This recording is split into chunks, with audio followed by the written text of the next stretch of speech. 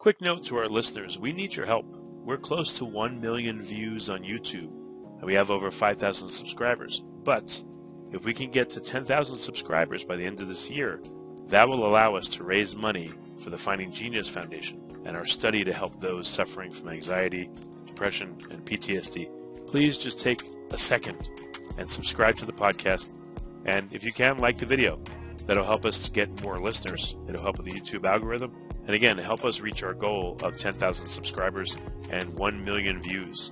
We're going to hit the 1 million views, it looks like, hopefully by May of 2022. But the 10,000 subscribers will be harder. That's going to take until the end of this year. Thank you. Do you struggle with concentration? Have you ever thought of your brain health long term? Bowmar Nutrition is revolutionizing the nootropic and cognitive health industry with Sharp Nootropic Powder and patent-pending Bright Daily Capsules, powered by NeuroBloom. If you struggle with focusing, think of Sharp as brain food that supports concentration. Sharp works with your natural brain chemistry to provide a heightened sense of well-being that can delay cognitive decline and also increase mood. Bowmar Sharp tastes amazing and comes in many different flavors, available in caffeinated and non-caffeinated versions. While Sharp is a short-term aid in cognitive health, think of Bright Daily Capsules as a way to improve overall brain health and prevent cognitive decline long-term. As we age, so does our brain. Supplementing with Bright has the potential to delay this aging process and helps your brain function optimally. Stay ahead of the curve and order yours today at bowmarnutrition.com and save $5 off with code GENIUS5. Forget frequently asked questions, common sense, common knowledge, or Google. How about advice from a real genius? 95% of people in any profession are good enough to be qualified and licensed. 5% go above and beyond. They become very good at what they do, but only 0.1% are real geniuses. Richard Jacobs has made it his life's mission to find them for you. He hunts down and interviews geniuses in every field: sleep science, cancer, stem cells, ketogenic diets, and more. Here come the geniuses. This is the Finding Genius Podcast with Richard Jacobs. Hello, this is Richard Jacobs with the Finding Genius Podcast, now part of the Finding Genius Foundation.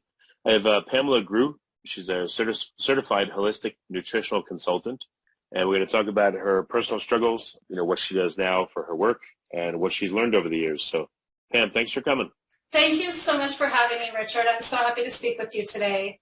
Yeah, no problem. Well, tell me a bit about your background. How did you get interested in health? What were some of the events that shaped that in your life? Yeah, for sure. So I actually work one-on-one with clients to empower them to make food and lifestyle modifications that improve the health of their gut. My goal is to translate the scientific information into practical, actionable steps for my clients to use on a daily basis to help them live better and feel their best. I call my business Gut to Health because your gut, otherwise known as your intestinal system and the microbiome, is the key to better health. Let me first start by quickly defining the microbiome, then I'll talk about our relationship with it, and follow up with the role that nutrition plays. So the microbiome. I'm assuming your listeners have heard all about the trillions of microbes that live in and on us, that we have co-evolved with since the beginning of time. But just to be clear, the gut microbiome is a collective term, including the diverse microbial species and their surrounding in the ecosystem in the intestines. We talk about our relationship with these microbes because even though they live in and on us, they are indeed separate from us. They are their own unique ecosystem.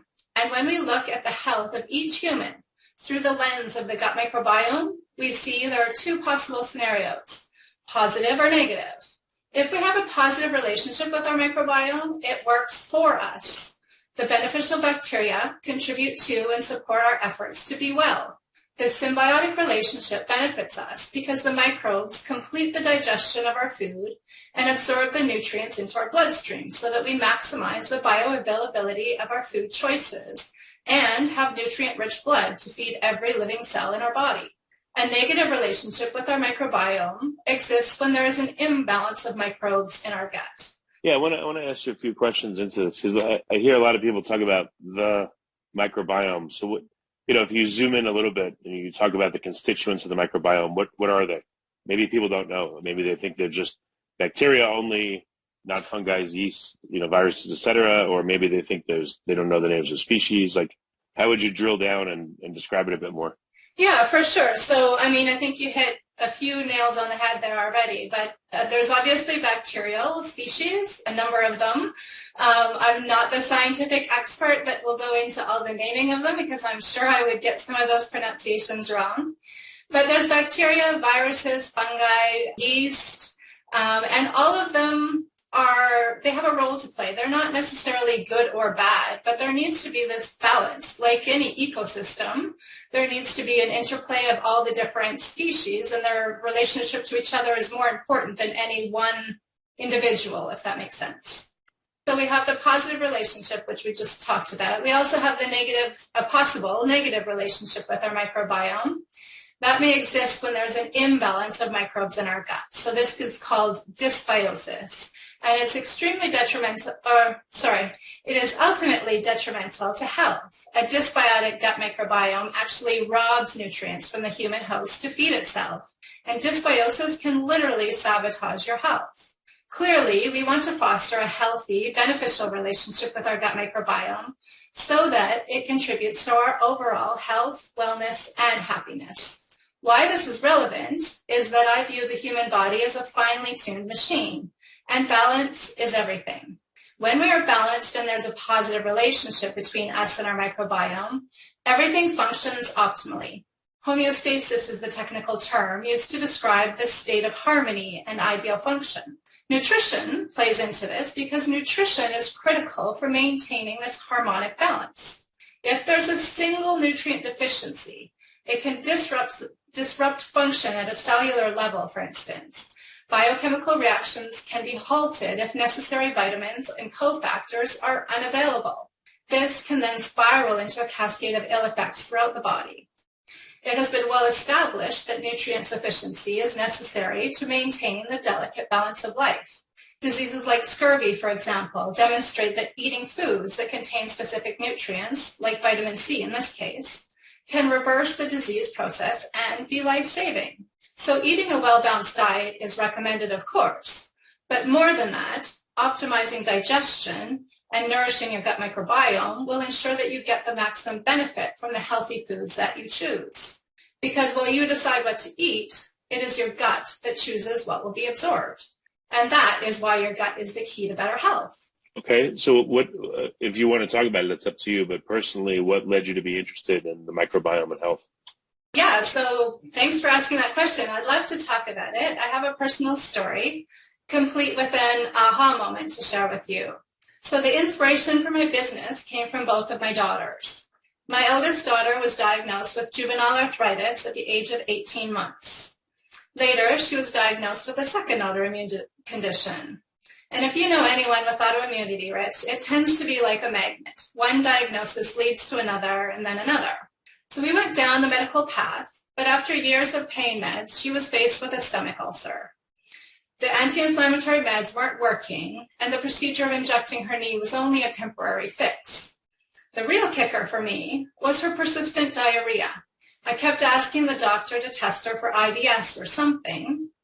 He asked if there was any blood in her stool yet, and when I answered no, he said, well, come back when there is. I found that completely unsatisfactory. Why should we wait for matters to get worse? Isn't it better to address problems sooner rather than later?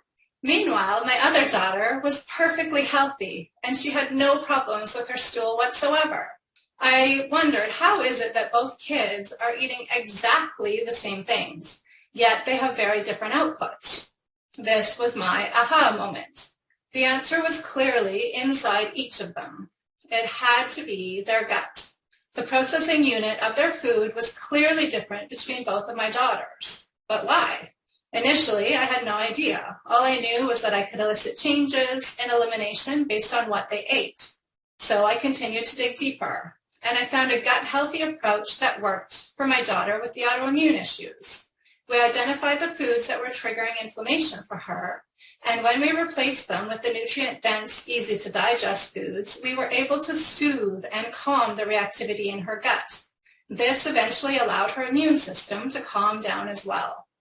After only weeks on this gut-healthy program, all of the pain and inflammation in her arthritic knee resolved, and in time, her elimination normalized as well. With permission from her rheumatologist, we were able to wean her off of all prescription medications. Now she is healthy and strong, just like her sister. I want to be crystal clear that eating for gut health helped her, but it doesn't change her diagnosis. That's a constant. What I'm saying is that she doesn't suffer with the symptoms of her disease on a daily basis, and therefore she doesn't need the medications to mask those symptoms. As her mom, every day that she grows naturally is a big win for me. What I hope your listeners take away from the story is that eating for gut health is different from standard nutritional guidelines. It requires a tailored approach, but it is possible for everyone to influence their own gut microbiome, and you can impact every organ system and aspect of your health. Okay, so what does your program look like when you work with people nowadays? Are you doing clinical work, or how does it look? Yeah, so I do clinical work, remotely, because that seems to be convenient and what a lot of people are looking for these days. So why don't I give you a little bit of a visual of what my kind of whole foods approach looks like.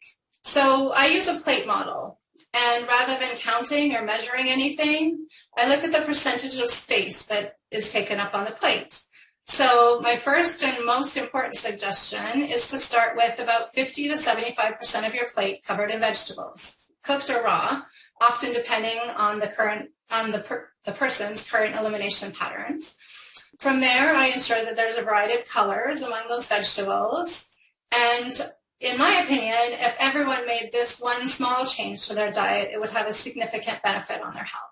But moving on from there, the next 20 to 25% of your plate is protein, which might be animal protein or plant, or maybe a combination of both.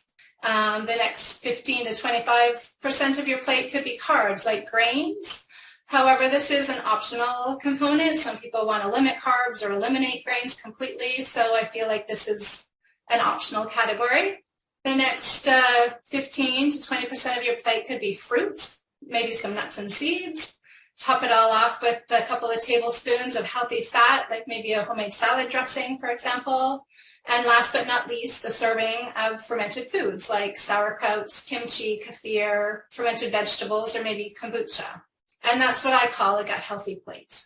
Keep in mind. Well, I mean, to do that every day, to do that even for one meal every day, sounds like a Herculean effort, like Thanksgiving, to gather all that. When the rubber meets the road, what do people do, and how could this be made easy for them?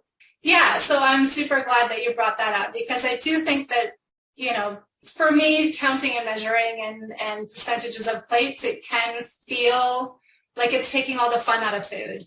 So, and that's not the purpose. I think first and foremost, we need to look at food as a nourishing component. That's what it's meant to do, right? It needs to nourish us in order for us to be at our healthiest place. So the other kind of perspective or way that I look at meal planning is I talk about the 6 S's. Those are salads, soups, stews, smoothies, stir fries, and scrambles.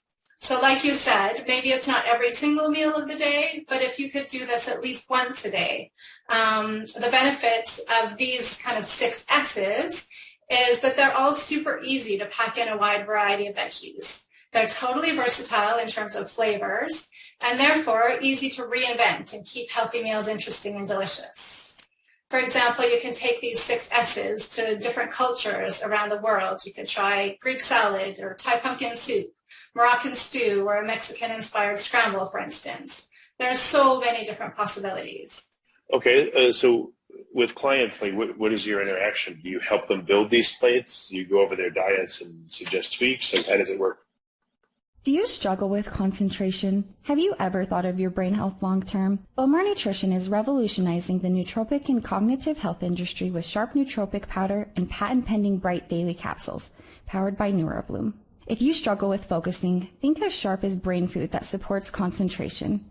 Sharp works with your natural brain chemistry to provide a heightened sense of well-being that can delay cognitive decline and also increase mood. Bowmar Sharp tastes amazing and comes in many different flavors, available in caffeinated and non-caffeinated versions. While Sharp is a short-term aid in cognitive health, think of Bright daily capsules as a way to improve overall brain health and prevent cognitive decline long-term. As we age, so does our brain. Supplementing with Bright has the potential to delay this aging process and helps your brain function optimally. Stay ahead of the curve and order yours today at bowmarnutrition.com and save $5 off with code GENIUS5. Yeah, so I work one-on-one with clients and I meet them where they're at. So some people, maybe we start with just trying to, gain a little bit of control, or maybe work on their nervous system, their, anxiety or depression or something that they're, is top of mind for them. I like to, meet it's a wellness perspective is what I try to offer. So of course nutrition is part of that, but nutrition is only one aspect of the physical pillar of health. And for me, when I look at a person and I want them to be the healthiest person they can be, I think that all four pillars of health need to be involved. And so those would be mental, emotional, social, as well as that physical pillar, which, of course, diet and nutrition and exercise are part of the physical health, but that's not all there is to it. What are some of the common mistakes people make that compromises their gut health that you help them fix? Sure. There's a ton of things in our lifestyle that are contributing to the kind of dysfunction of our gut microbiome. Prescription drugs are one category, but there's also the toxins in our air, water, and food. There's stress, obviously. And a lot of people are on prescription drugs that they don't realize are having side effects, like antibiotics, steroids, PPIs, for example. They all play an integral role in kind of upsetting that gut microbial balance that I talked about initially. What other products or protocols that you find very helpful? Are there certain off-the-shelf probiotics or medical foods or things like that help you with patients so they don't have to do everything from scratch, or is it better to just do things from scratch? Well, I think it has to be kind of a collaborative approach. I think some people do have some time and they want to invest, in their health, while other people just simply don't have that, kind of freedom of time to work with. But I do kind of think that our overall mentality of, the quick fix with just give me a pill to fix that problem, I do think that is short-sighted. And if you want really sustainable health over a long period of time, I think it does require a little bit of rolling up your sleeves and diving in, doing a little bit of work. Of course, I understand that, people don't have time to cook 3 square meals a day from scratch. But if they did, I think that would go a really long way in contributing to their family's health if that was an option. For instance, are probiotics necessary if you have enough fermented foods? What's your take there? Yeah, I think that's a great question. I think probiotics get a lot of attention, and it's not that they don't deserve it. I think they're very important, but I still don't think that there's a one-size-fits-all solution to this problem. I think some people do well on a probiotic supplement. I personally have a spore biotic that I recommend to some people, and yet other people can do well with just eating, fermented foods and some yogurt, or making their own kombucha at home is very economical. It's literally pennies to the glass. So I think there are workarounds, and I think, addressing each person and what they need and what their lifestyle is affording them, I think it really needs to be that customizable approach to get the best results. I don't know, are there certain customizations you think that suit people with different conditions better? Like if you have someone that comes to you with IBS, irritable bowel or Crohn's, or they're significantly sick, what would be a protocol, for instance, for someone that just wants to feel better but isn't doing too bad? Yeah, so I think that's really an interesting question as well, because I think we kind of hang on tightly to these diagnoses that we get sometimes. And I think it's interesting for people to hear that the diagnosis, like if 2 different people have the diagnosis of MS, for example, each of those people can have a very different reality, right? So I think my approach, it's not that I don't care about the diagnosis. Obviously, that's an important piece of the person's information and story. But for me, I just look at that person, what their symptoms are that they're dealing with daily right now, and start there. Because I think once you see that you can influence the symptoms that you're experiencing, that's motivating. And then people do have a little bit more energy more time and energy to invest in their health when they start to see that they can actually have an impact and feel better for the effort that they're putting into it. Is there any good case studies that you have, you don't have to name names, of course, but any that come to mind either in your own life, your family's life, or patients' lives where, things seem to be a puzzle, and after working on it a bit with the person, you figured it out, and maybe the answer was like, duh, or it was surprising. But either way, are there any good stories that come to mind where, again, the person had tremendous success, a dramatic change, or, the story jumps out at you for some reason? Yeah, for sure. There's lots of success stories, and I think, talking about gut health in general, I think there's icons like Dr. Terry Walls, for example, who provide real life evidence of the miraculous potential that dramatic diet and lifestyle changes can produce. But from my perspective, I have a client that I wanted to share with you her story because I think it'll resonate with a lot of your listeners. So my client Anne was in her early 30s. She was physically fit, but chronically sick and always tired. She was eating a low-fat vegetarian diet because she thought that was the healthy thing to do, but it clearly was not working for her. She came to me with blistering acne, terrible PMS, joint pain, and anxiety. Her greatest desire was to get pregnant, and she had been trying for years already. According to the fertility clinic, there was no reason that she and her husband were not able to conceive. We took a close look at what Anne was eating and realized that just because she identified herself as a vegetarian did not mean she was eating well. Not eating meat is not always synonymous with a healthy diet. She was what I call a carbitarian, and she ate mostly simple, refined carbohydrates, like cereal, bagels, and pasta. In our time together, I taught Anne how to make soup stock from the bones and meat of either free-range chickens or grass-fed beef. She incorporated this broth into her daily routine, added greens and more vegetables, as well as some healthy fats. We worked on improving her digestion and elimination, which eventually helped to clear up her acne. With specific foods targeted to provide essential nutrients to her endocrine organs, we were able to support better hormone balance. She started to feel better and have more energy. An anti-inflammatory diet helped her to relieve the joint pain, and the addition of mushroom powder and adaptogenic teas helped her to feel healthier and happier with less anxiety. Breathing exercises, yoga postures, and parasympathetic activation further helped to calm her nervous system, and eventually she got pregnant twice. The benefits of understanding your gut health is that it can be a tool for you to adapt to what your body needs.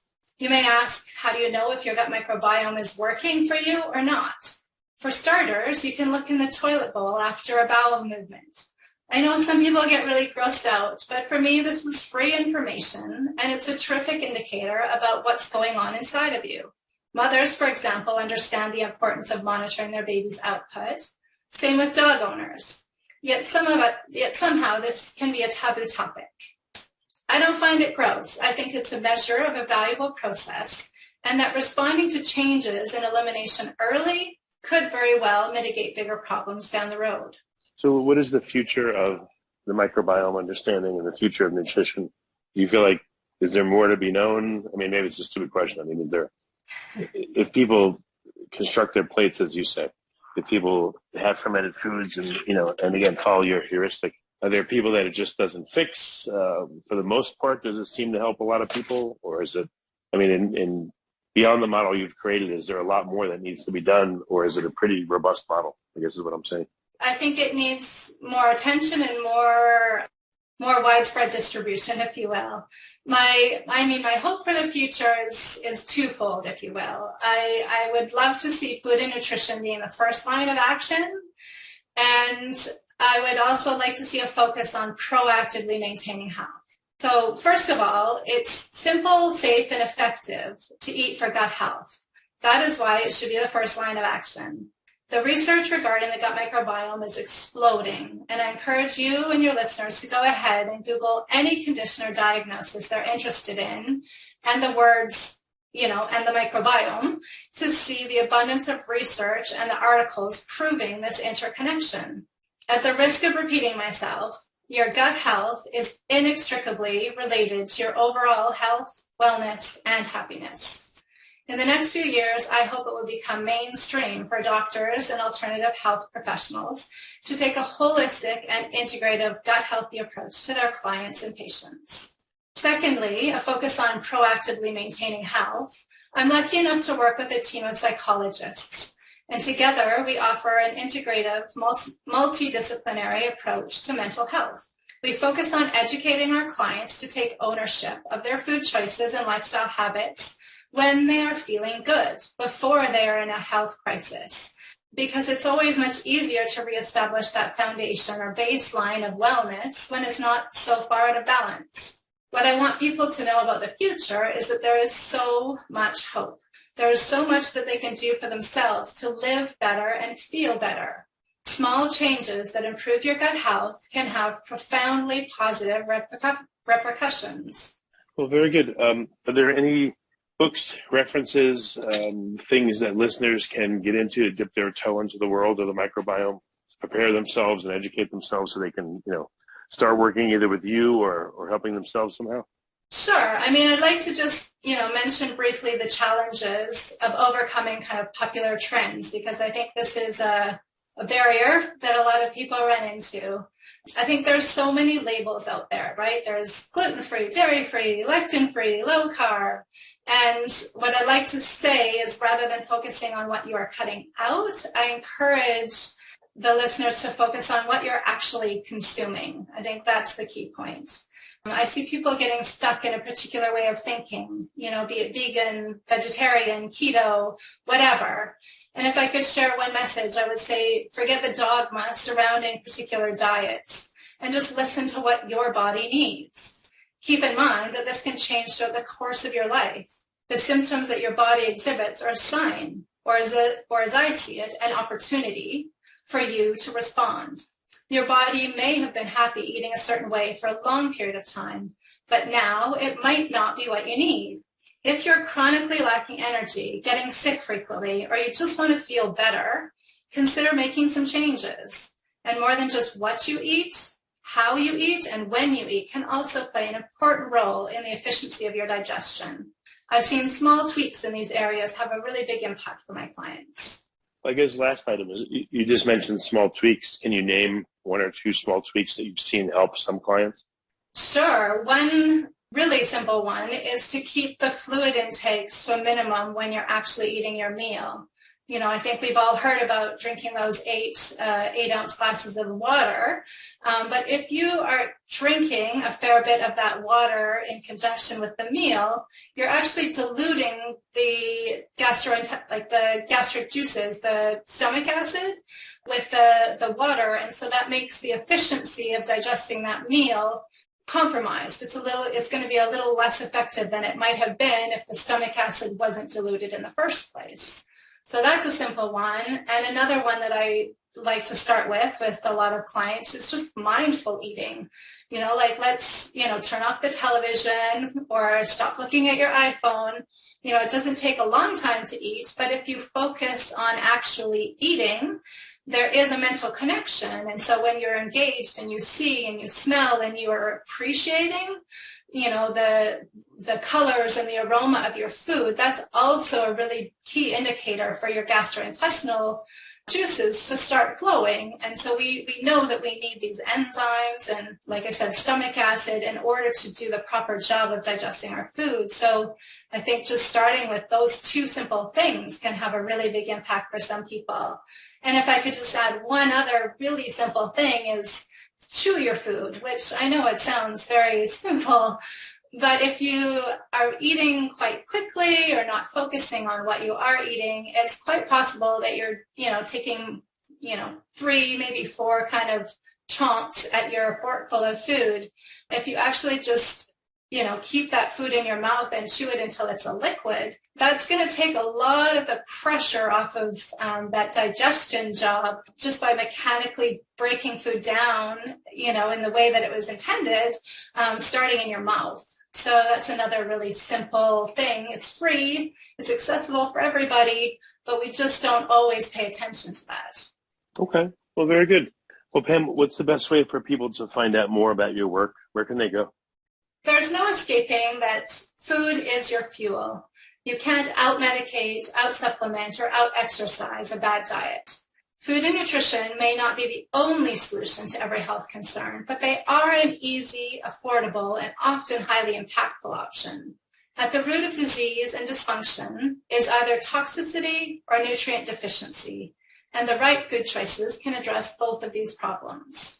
Gut health and nutrition should be the first line of action, especially for those people who are feeling stuck or frustrated, or who are trying their best but not getting the results that they want. I encourage everyone to consider a customized, holistic nutrition plan that nourishes their gut. And I'd like to leave you with a quick quote by Ralph Waldo Emerson. The first wealth is health. And I wish everybody the health they deserve so that they can live their best life. So you can find me at my website. It's www.gut2health.com. So it's GUT numeric 2 health.com. My email is Pamela@gut2health.com. And my Instagram is also gut2health. Yeah, I like the website name. It's a direct, gut goes to health. It's a good name. I like it a lot. Thank you so much. It's pretty simple. It's pretty straightforward, but it's surprising how many people it can help just doing these, really simple but foundational changes to really improve the way that their body processes the food that they eat. Well, very good. Pam, thanks for coming on the podcast. I appreciate it. Thank you so much for having me, Richard. It was a real pleasure.